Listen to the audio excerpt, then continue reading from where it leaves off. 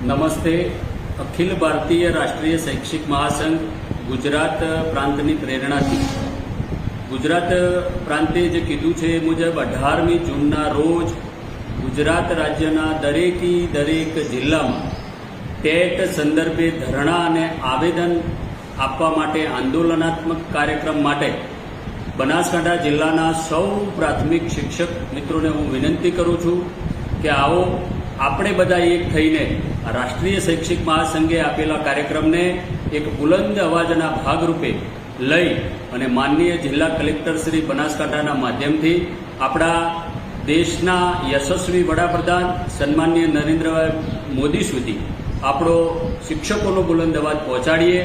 TET પરીક્ષાના જે 2010 પૂર્વેના તમામ શિક્ષકોને જે આપવાની થાય છે એના લીધે શિક્ષકો અને શિક્ષકોના પરિવાર સુધી અને શિક્ષકના માધ્યમથી વર્ગખંડ સુધી એક માનસિક અસર રહેતી હોય છે.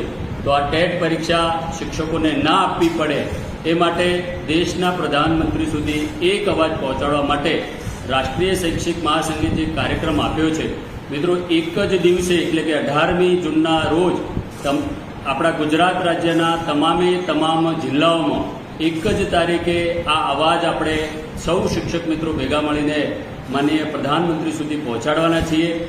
ગુજરાત રાજ્યની સાથે સાથે આખા દેશના તમામ રાજ્યોના તમામ જિલ્લાઓમાં એક જ દિવસે આ અવાજ થશે.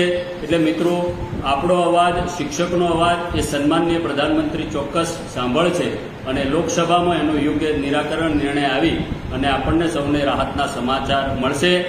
નામદાર સુપ્રીમ કોર્ટે જે ચુકાદો આપ્યો છે એ ચુકાદાનો આપણે આદર સાથે સૌ શિક્ષકો ભેગા મળી અને એ આ ચુકાદાને માનનીય પ્રધાનમંત્રી સુધી આપણે પહોંચાડવા માટે બનાસકાંઠા જિલ્લાએ પણ આયોજન કર્યું છે કે આપણી 18મી તારીખે કલેક્ટર કચેરી આગળ ધરણા કરીને 1 જ કલાકનો કાર્યક્રમ છે. એટલે 3 વાગે સૌ શિક્ષક મિત્રો પોતપોતાના નિજી કામ પતાવી અને શાળાનો સમય વહેલો છે એટલે શિક્ષણ કાર્ય પણ આપણું બગડતું નથી.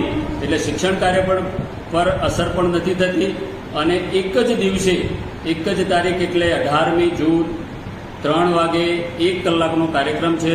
આવો આપણે સૌ સાથે મળી અને ટેટ પરીક્ષાનો પૂરા ગુજરાત રાજ્યનો, પૂરા ભારત દેશનો એક અવાજ માનનીય પ્રધાનમંત્રી સુધી પહોંચાડીએ. એ માટે સૌ પ્રાથમિક શિક્ષક મિત્રોને અખિલ ભારતીય રાષ્ટ્રીય શૈક્ષિક મહાસંઘ બનાસકાંઠા વતી 2 હાથ જોડીને નમ્રભરી વિનંતી કરું છું કે પધારો.